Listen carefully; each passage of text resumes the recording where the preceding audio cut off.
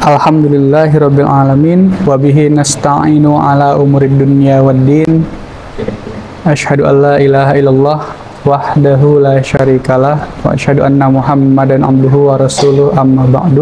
Puji serta syukur mari sama-sama kita panjatkan atas limpahan nikmat karunia, kudrah serta inayah dari Allah Subhanahu wa taala pada kesempatan malam hari ini, di malam ke-24 bulan Ramadan 1446 Hijriah, kita ditakdirkan menyambung tali silaturahmi, juga bersilatul wajhi ya, setelah beberapa saat tidak bertemu. Alhamdulillah sekarang bisa bertemu kembali, dan juga insya Allah dalam kesempatan yang baik ini kita bersilaturahmi, kita juga menyampaikan apa-apa yang mudah-mudahan bernilai manfaat, bernilai keilmuan, baik untuk diri pribadi maupun untuk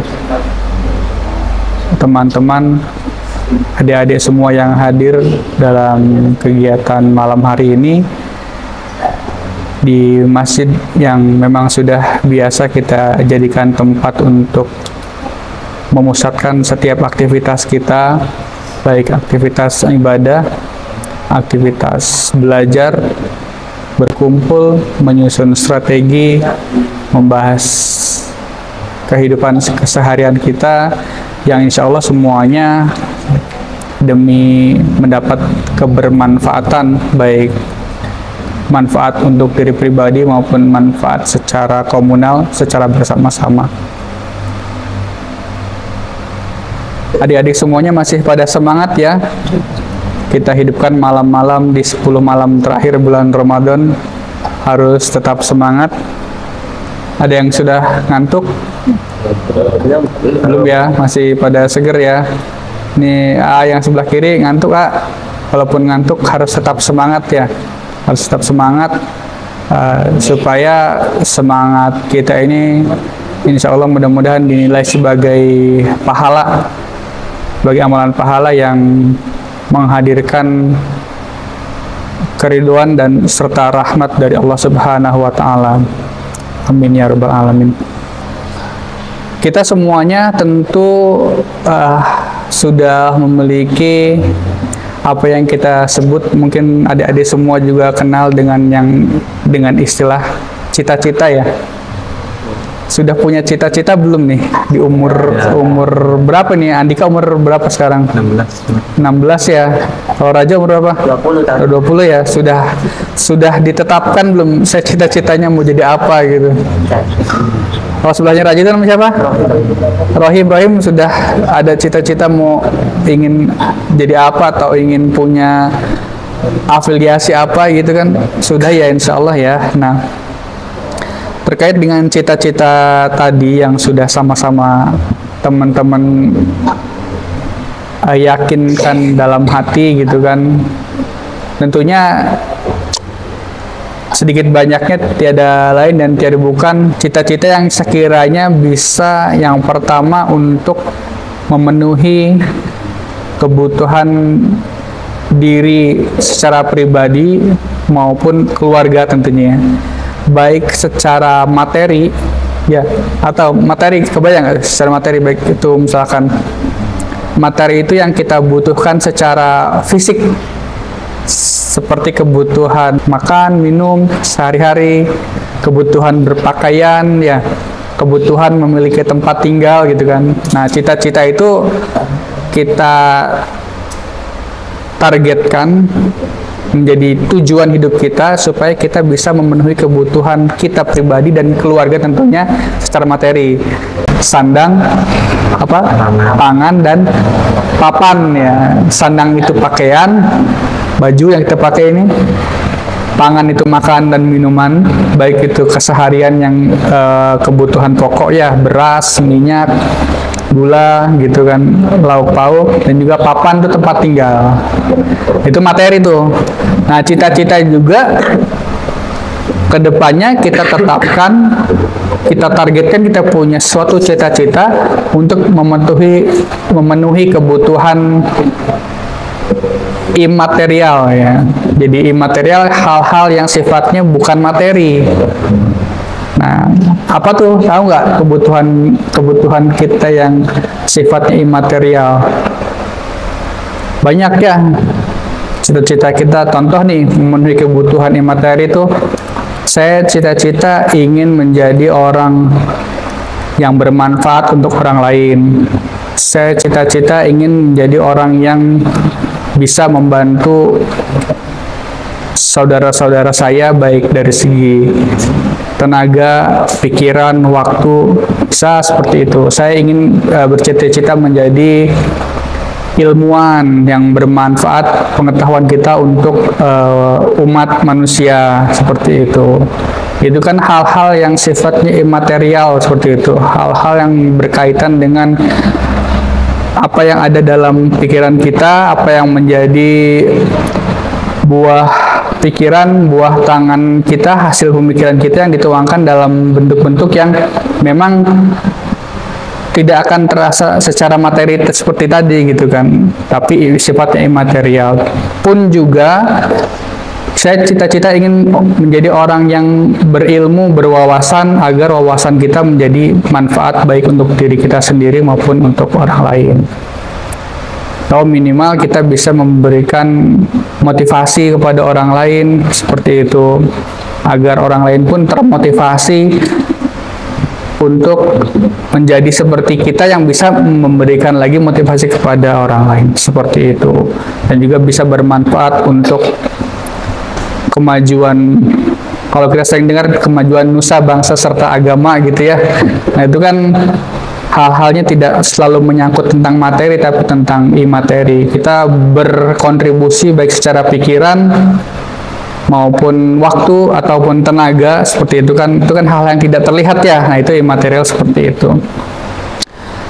Namun pada umumnya apa yang menjadi cita-cita kita tentunya harus berlandasan juga, tentunya didasari dengan kebutuhan fisik seperti tadi ya, kebutuhan yang mendasar, sandang, pangan, papan. Nah, di antara beberapa cita-cita itu kan mengerucut ya. Tahu mengerucut nggak? Tadi cita-cita saya terlalu ngawang-ngawang nih. Saya pengen jadi seorang ilmuwan, saya pengen punya uang banyak, saya pengen jadi cendekiawan, saya pengen jadi ustadz. Nah tentunya kan nanti itu mengerucut kepada yang namanya profesi, seperti itu ya. Profesi atau pekerjaan, atau dalam bahasa lain banyak kalimat-kalimat yang bisa kita pilih. Misalkan contoh cita-citanya mau jadi apa, jadi dokter gitu kan. Akhirnya kan mengerucut pada satu profesi ya. Cita-citanya mau jadi apa, jadi pengacara misalkan. Ada yang mau jadi polisi gitu kan. Ada yang mau jadi pengusaha, ada yang mau jadi pedagang gitu kan, yang sukses, baik itu perdagangan dalam negeri maupun luar negeri gitu. Nah sekarang itu kan sudah tidak ada batasan ya, perdagangan itu kan sudah tidak batasan, apalagi sekarang zaman musimnya online ya, jualan online itu sudah tidak terbatas. Misalkan Rohim ini orang Cirebon, jualannya yang belinya orang Cirebon aja, enggak seperti itu. Sekarang itu jualannya di Cirebon, yang belinya orang Kalimantan, yang jualannya di Jambi itu yang belinya orang Papua, itu bisa seperti itu. Atau yang jualannya di Indonesia, yang belinya orang Australia, jualannya di Italia, yang belinya orang Thailand. Itu sudah lumrah seperti itu. Nah kalau kita berbicara tentang perdagangan yang seperti itu, yang memang pada saat ini di dunia perekonomian, banyak dari orang-orang yang mengamati bahwa pilihan mata pencaharian yang terbaik untuk saat ini adalah berdagang.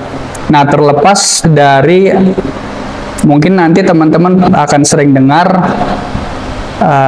yang rupanya dinukil dari hadis, tapi ternyata setelah dicermati hadisnya dhaif ya. Jadi ada hadis yang dinyatakan bahwa hendaklah kalian berdagang, karena berdagang merupakan 9 dari 10 pintu rezeki. Nah, hadis tersebut memang dinyatakan dhaif karena hadisnya mursal. Teman-teman tahu nggak apa itu artinya hadis mursal? Hadis mursal itu terputus. Jadi hadis ini diriwayatkan oleh atau melalui tabi'in langsung menyambungkan sanadnya kepada Rasulullah Shallallahu Alaihi Wasallam yang tidak menyebutkan nama sahabat di dalamnya sanadnya.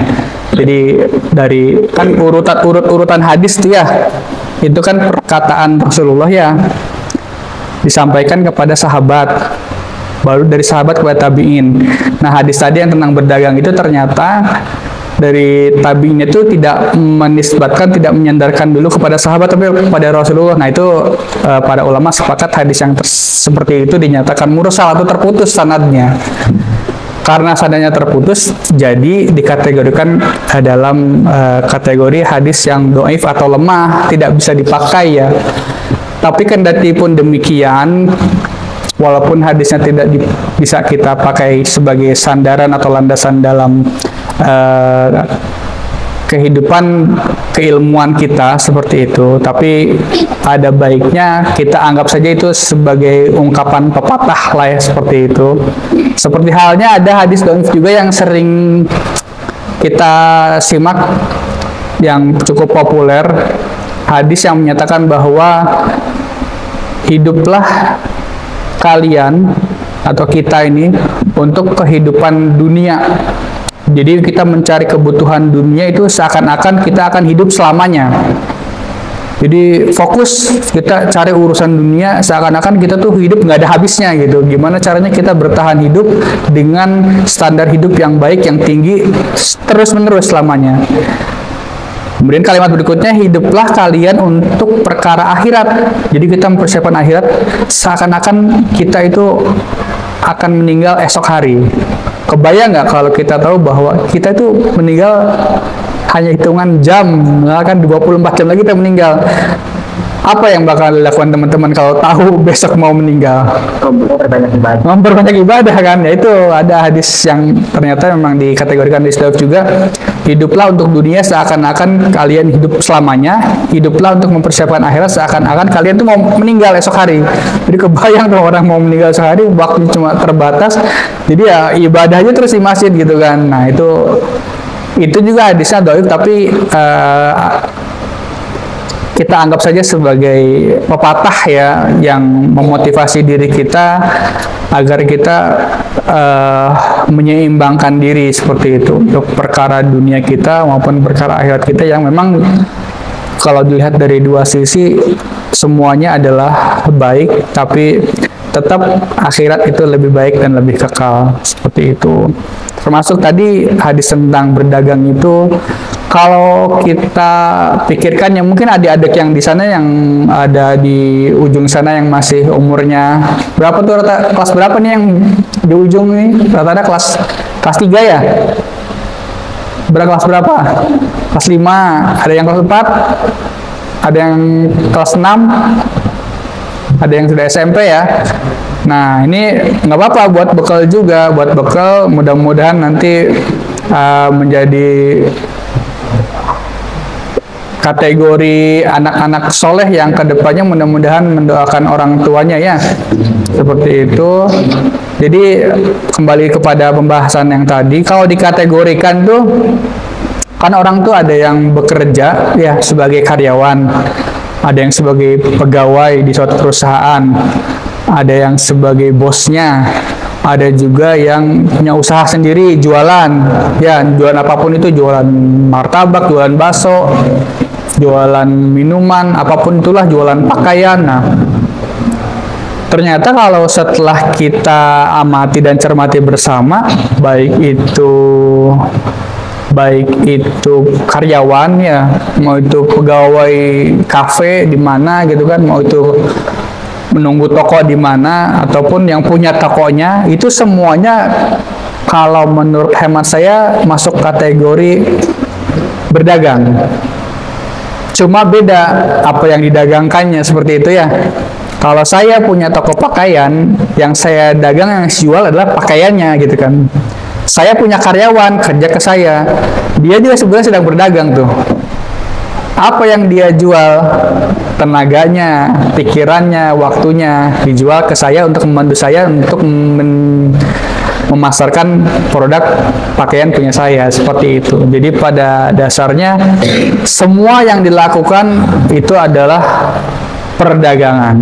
Ya, semua yang dilakukan pekerjaan itu adalah perdagangan. Pertama tergantung apa yang dijual dan medianya seperti apa, seperti itu ya. Nah, terkait dengan perdagangan ini ya, jadi gitu ya, semua aspek kehidupan kita tiada lain dan tiada bukan adalah termasuk kategori perdagangannya. Sesama manusia tentunya kan, saya jual pakaian, kemudian saya rekrut orang, jual tenaga ke saya untuk bantu memasarkan dagangan saya. Semuanya seperti itu. Apapun bentuk usahanya, apapun bentuk perusahaannya, semuanya adalah seperti itu, perdagangan. Nah, terkait dengan perdagangan ini, kalau kita nukil dari Al-Quran ya, dalam hal ini perlu kita pedomani bersama bahwa kita ini adalah manusia yang merupakan makhluk Allah Subhanahu wa Ta'ala ya. Kita ini makhluk yang diciptakan oleh Allah Subhanahu wa Ta'ala. Allah menciptakan makhluknya, dalam hal ini manusia itu tentunya sudah disertai dan dibekali dengan petunjuk, dengan bekal, dengan apa, kalau istilah orang beli kendaraan itu ada manual booknya ya, ada buku petunjuk penggunaan manualnya. Kalau kita misalkan beli HP aja tuh ya, teman-teman udah pada punya HP belum? Rata-rata sudah pada punya HP ya. Itu kalau beli HP baru itu di dalamnya ada buku kecil tuh yang ukuran segini, itu namanya buku manual, petunjuk cara penggunaan HP, dari mulai start kita pencet tombol on, kemudian muncul layarnya, bagaimana isi menunya apa saja, cara penggunaan seperti apa, cara ngecasnya gimana gitu kan ya, ada chargernya, ada selain sebagainya. Nah, demikian pula dengan manusia. Manusia diciptakan itu tidak serta-merta, melainkan dibekali dengan buku petunjuk manual. Ada yang tahu buku petunjuk manualnya apa itu untuk manusia? Apa? Al-Quran, betul. Nah, jadi kita ini sebagai makhluk Allah, sebagai makhluk ciptaan Allah, hidup di dunia sudah dibekali dengan buku petunjuk yang akan, kalau buku itu dibaca, kalau buku itu diterapkan, insya Allah hidup kita akan selama. Seperti HP, kalau HP itu dipakai sesuai petunjuknya, HP-nya akan awet, betul. Tapi kalau dipakai misalkan di luar ketentuan manualnya, misalkan dicas semalaman padahal udah 100% dari jam 7 malam, ternyata baru dicabut jam 7 pagi besoknya, itu akan cepat rusak. Sama demikian pula manusia, kalau tidak mengikuti petunjuk dari Al-Quran, itu kemungkinan besar sudah dipastikan hidupnya akan terus rusak ya, seperti itu. Nah, terkait dengan tadi ya, perdagangan ya, babnya malam ini perdagangan. Nah, Allah berfirman di dalam Al-Quran, di buku petunjuk kita ya, di Quran surah As-Saff ayat 10 sampai ke 12. Ada yang mau ini nggak, volunteer nih baca? Raja biasanya suka baca Quran aja. Coba Raja dibaca nih. Ayat 10 dari sini ya. Sampai ayat 12 sini. 12. Iya. Bentar nih, dipakai dulu mic-nya. Ini saya bantu pakaikan ya. Dari ayat 10 ya, ayat 10 yang berarti startnya dari sini sampai ayat 12, stopnya di sini. Nanti terjemahnya dibaca dari sini sampai ke sininya. Coba aja dibaca. أعوذ بالله من الشيطان الرجيم يا أيها الذين آمنوا هل أدلكم على تجارة تنجيكم من عذاب عليم تؤمنون بالله ورسوله وتجاهدون في سبيل الله بأموالكم وأنفسكم ذلكم خير لكم إن كنتم تعلمون يغفر لكم ذنوبكم ويدخلكم جنات تجري من تحتها الأنهار ومساكن طيبة في جنة عدن ذلك الفوز العظيم. Wahai orang-orang yang beriman, maukah kamu aku tunjukkan satu persatu dagangan yang dapat menyelamatkan kamu dari azab yang pedih? Caranya kamu beriman kepada Allah Subhanahu wa Ta'ala dan Rasul-Nya dan berjihad di jalan Allah dengan harta dan jiwamu. Yang demikian itu lebih baik bagimu jika kamu mengetahui. Jika kamu beriman dan berjihad, niscaya Allah Subhanahu wa Ta'ala mengampuni dosa-dosamu dan memasukkanmu ke dalam surga yang mengalir di bawahnya sungai-sungai dan tempat-tempat tinggal yang baik di dalam surga, yaitu surga Ad. Itulah kemenangan yang agung. Mic-nya di off lagi. Nah, repeat kita.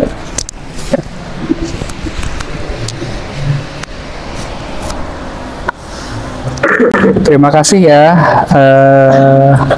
Ananda Raja, teriring doa jazakumullahu khairan katsira. Pembacaan Quran surat As-Saff ayat 10 sampai ayat 12 ya. Jadi sebelum kita bahas nih Quran surat As-Saff ayat 10 sampai 12, saya mau bertanya kepada teman-teman, kalau orang dagang itu pengen untung atau pengen rugi? Untung ya? Atau pengen nggak dapet apa-apa gitu, plus-plus aja? Nggak ya? Semua orang dagang, semua orang berbisnis itu orientasinya adalah keuntungan atau profit ya. Nanti adik-adik semua, teman-teman sini semua akan sering mendengar istilah profit oriented. Ya, apa tuh? Profit oriented ya. Jadi profit oriented itu bisnis yang atau berorientasi kepada profit atau keuntungan. Jadi intinya adalah orang-orang melakukan bisnis itu semuanya tentunya ingin mendapatkan keuntungan. Tapi pada kenyataannya, apakah semua orang yang berbisnis atau berdagang itu mendapatkan untung? Tidak ya.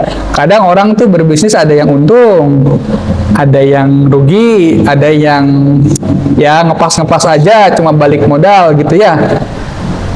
Nah, itu hal yang wajar, yang lumrah manakala kita berbisnis atau berdagang di antara sesama manusia, seperti itu. Di sini ada nggak yang orang tuanya berdagang? Ada ya? Sering ya dibahas di rumahnya. Udah untung berapa hari ini, atau udah terjual berapa dagangan kita hari ini gitu kan. Jadi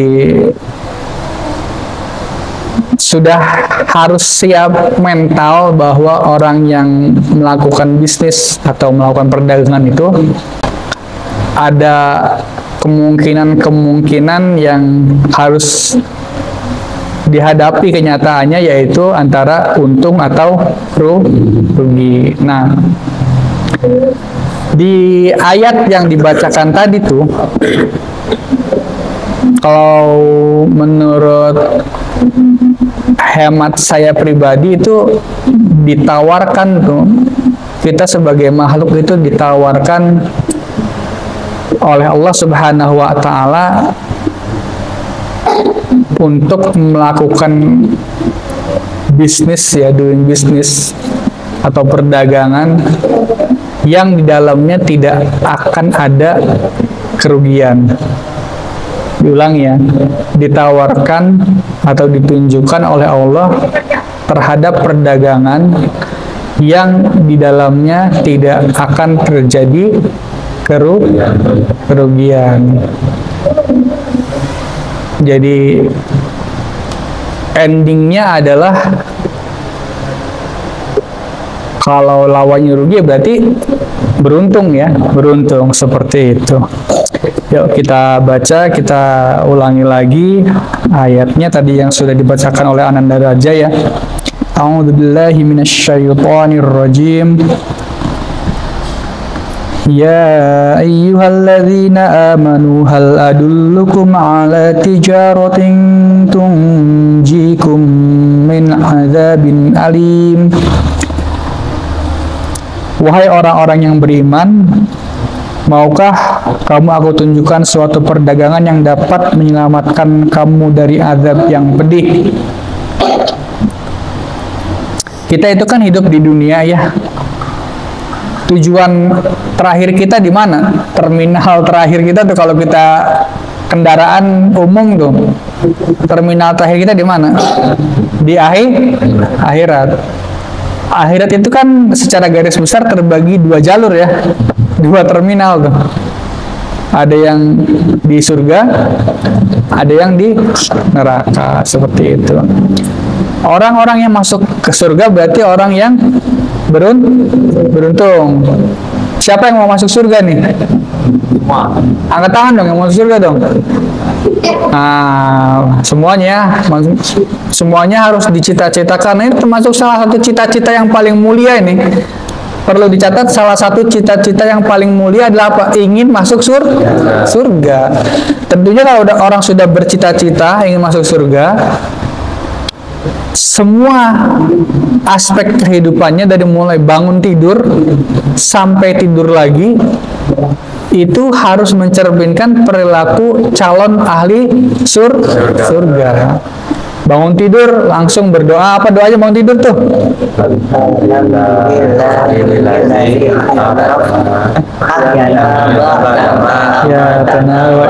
Ya alhamdulillahilladzi ahyana ba'da ma amatana wa ilaihin nusyur. Bangun tidur langsung berdoa. Mau masuk kamar mandi juga baca doa, keluar kamar mandi baca doa, ya. Pakai baju, berpakaian sambil sisiran, baca doa juga, bercermin, semuanya. Jadi salah satu cita-cita paling mulia dalam hidup ini adalah ingin masuk surga ya. Itu harus harus tuh. Kalau kita ini hidup, kita sadar bahwa kita ini makhluk Allah, kita hidup di dunia itu sementara dan tujuan akhir kita itu akhirat. Nah, tujuan akhirnya itu kita cita-citakan masuk ke dalam surga. Jangan sampai masuk ke dalam neraka menjadi orang-orang yang rugi. Jadi benar nggak kalau masuk surga itu beruntung, masuk neraka itu rugi? Betul ya, karena kita ini sudah dibekali perangkat, piranti, toolsnya itu sudah lengkap. Kita sebagai manusia itu bekal yang lengkap untuk bisa menggapai cita-cita akhir kita di pemberhentian terakhir kita di surganya Allah Subhanahu wa Ta'ala. Nah, kata Allah ini kan dijelaskan ya di ayat ke-10 itu, maukah aku tunjukkan suatu perdagangan yang dapat menyelamatkan kamu dari azab yang pedih ya, baik itu azab di dunia maupun wabil khususnya azab di akhirat. Azab di akhirat adanya di mana? Di neraka. Ataupun sebelum masuk ke akhirat nanti ada juga di alam kubur sama pilihannya. Nanti setelah kita meninggal itu, setelah kita dimakamkan itu dua pilihan. Apakah kita akan mendapatkan nikmat kubur atau kita mendapatkan siksa kubur ya. Kebayang nggak disiksa kubur itu kayak gimana?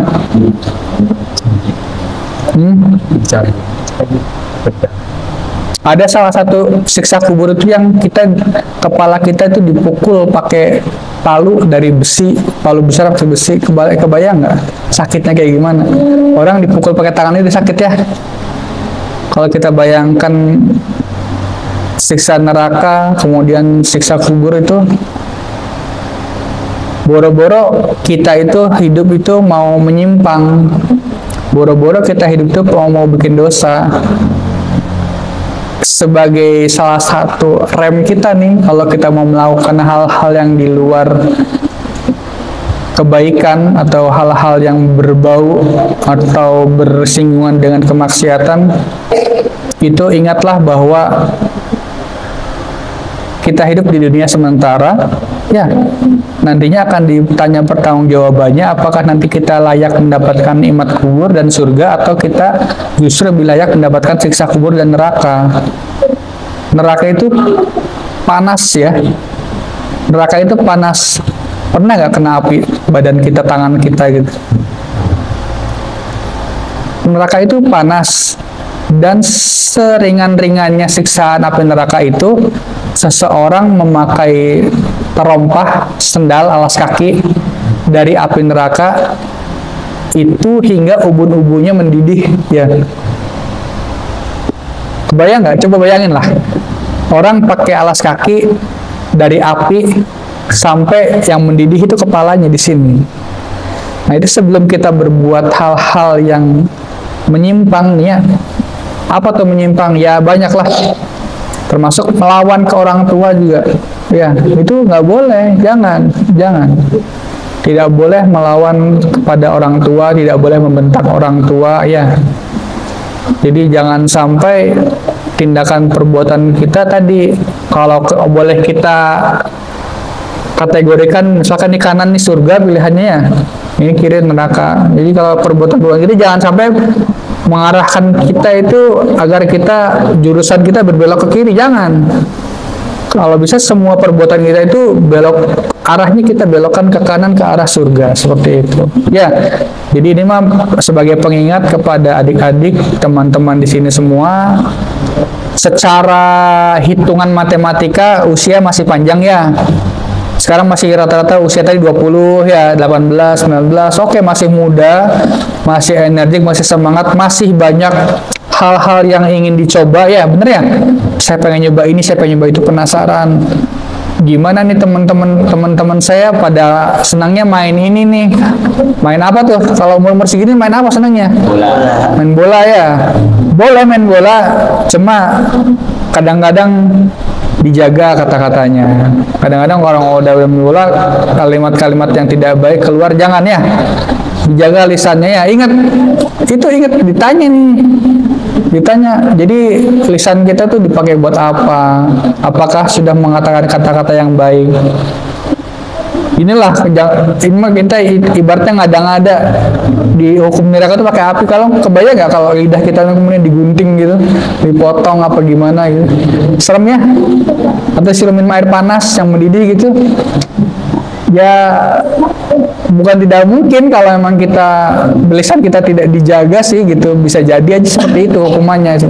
Di dunia nggak kerasa ya kita ngomong kasar gitu, mau apa tuh bahasa Cirebon yang sering keluar gitu ya, jangan, makanya harus dijaga, itu nggak kerasa, tapi Allah tetap mencatat ya. Allah punya malaikat yang ditugaskan di samping kanan kiri kita. Tuh malaikat apa tuh yang nyatet amal baik dan amal buruk tuh?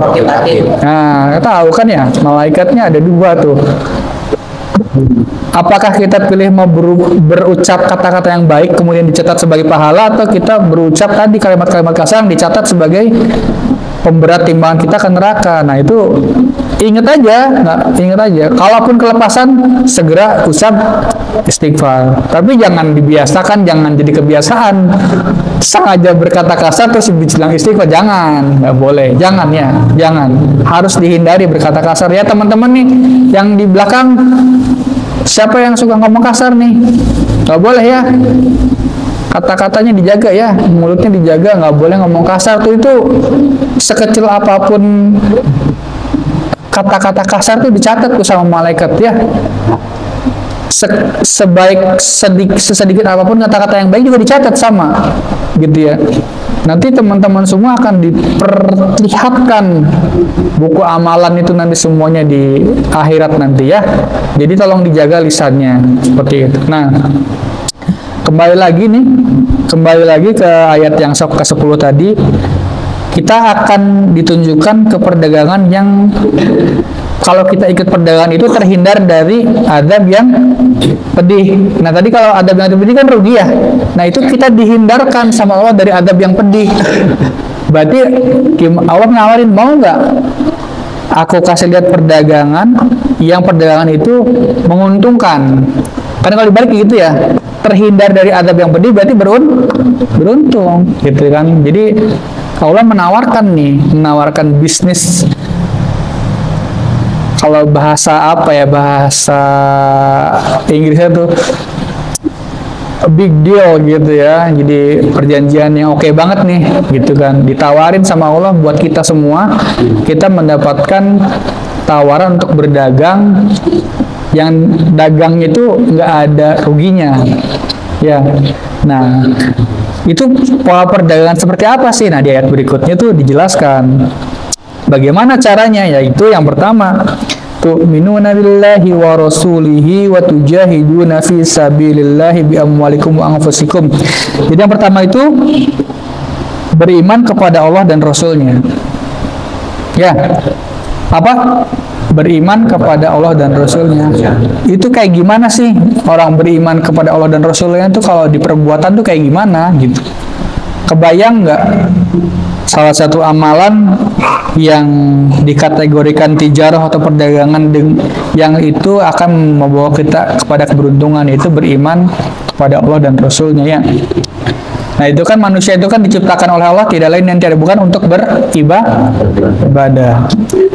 Ibadah itu tidak serta-merta semau kita ya. Kita tuh dikasih otak, dikasih pikiran, saya mau beribadah, saya mau sholat tapi nggak usah ada gerakan takbir, nggak usah ada rukuk, yang penting saya sholat dalam hati, boleh nggak? Boleh. Yang penting saya tuh pikiran saya kepada Allah langsung tanpa harus berjamaah gitu, boleh nggak? Nggak boleh ya. Yes. Ibadah itu juga kan ada tata caranya, ada tuntunannya. Nah, karena misalnya dalam secara definisi itu al-ibadatu hiya at-taqarrubu ilallah bimtithali awamirihi wa ijtinaba nawahihi. Jadi ibadah itu adalah pola tata cara pendekatan diri kita kepada Allah dengan mematuhi semua perintahnya dan menjauhi segala larangannya, seperti itu.